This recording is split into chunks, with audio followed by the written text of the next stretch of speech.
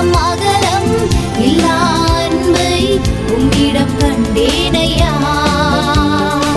துதிகன மகிமைக்கு பாத்திரராகிய எந்தன் ராஜாவர்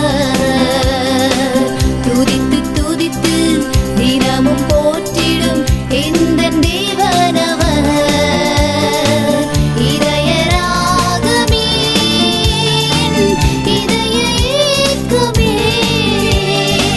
தினமும் பாடி மகிழ்ச்சி கொண்டிடும் நாவின் கீதமே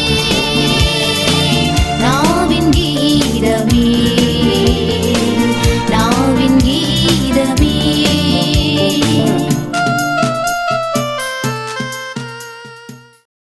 கர்த்தருக்குள் அன்பானவர்களே, அனுதினமும் கிறிஸ்துவுடன் தியான வேலைக்கு உங்களை அன்புடன் அழைக்கிறோம்.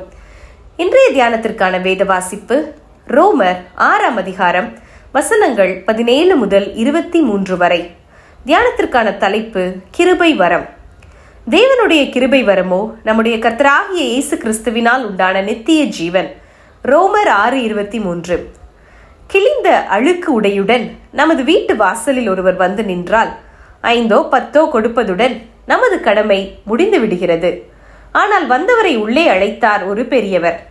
வந்தவரை குளிப்பாட்டி புதிய உடையை அணிவித்தார்.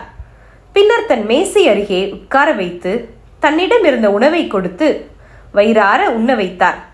பின்னர் ஒரு பெட்டி நிறைய தான் தயாரித்த சில உணவு பொதிகளை கொடுத்து, இனி பிச்சை கேட்காதே, இதை விற்று வருகின்ற சம்பாத்தியத்தில் தொடர்ந்து வியாபாரம் செய் என்று அன்புடன் அனுப்பி வைத்தார். அந்த மனுஷன் இப்போது ஒரு சிறிய கடை முதலாளி என்றார் அவர். அந்த பெரியவர் அந்த மனுஷனை வீட்டிற்குள் அழைத்தாரே, அது இரக்கம். அவனை புதிய மனுஷனாக மாற்றினாரே, அது கிருபை. இனி அவன் பிச்சைக்காரன் அல்ல, உண்ண கொடுத்தாரே, அது தயவு. அவன் வாழ புதிய வழியை காட்டினாரே, இது காருண்யம். இந்த மொத்தமும் அந்த பெரியவருக்குள் ஊற்றெடுத்த அன்பு. எதற்கும் தகுதியற்றிருந்த நம்மீது ஆண்டவர் பாராட்டிய இரக்கம், கிருபை, தயவு ஆகிய யாவற்றையும் நாம் என்ன செய்கிறோம்? நமது பழைய வாழ்வில் செய்த தவறுகளை நினைத்து நாம் வருந்தலாம். பிறரும் நம்மை வேதனைப்படுத்தலாம். அந்த சமயத்தில் வேத வாக்கியத்திற்கு நாம் தைரியமாகவே திரும்ப வேண்டும். என் பாவம் மன்னிக்கப்பட்டு கிருபையாக மீட்கப்பட்டு இன்று நாம் தேவனுடைய பிள்ளை என்பதை அது நமக்கு சுட்டிக்காட்டும்.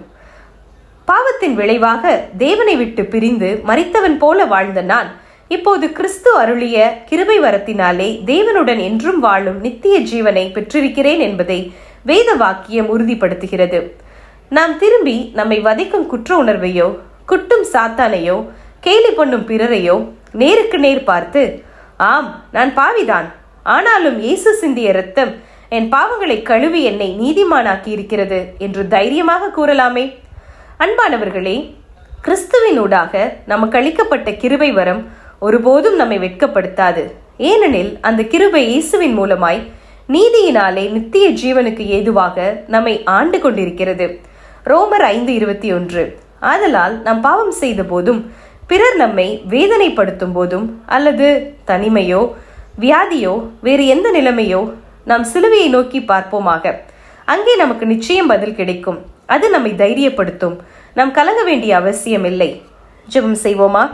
அன்பின் தேவனே, எதற்கும் உதவாத தகுதியற்ற எங்கள் மேல் நீர் வைத்த உமது மகா பெரிய அன்பிற்காகவும் இரக்கத்திற்காகவும் கிருபை வரத்திற்காகவும் உம்மை மகிமைப்படுத்தி உயர்த்துகிறோம்.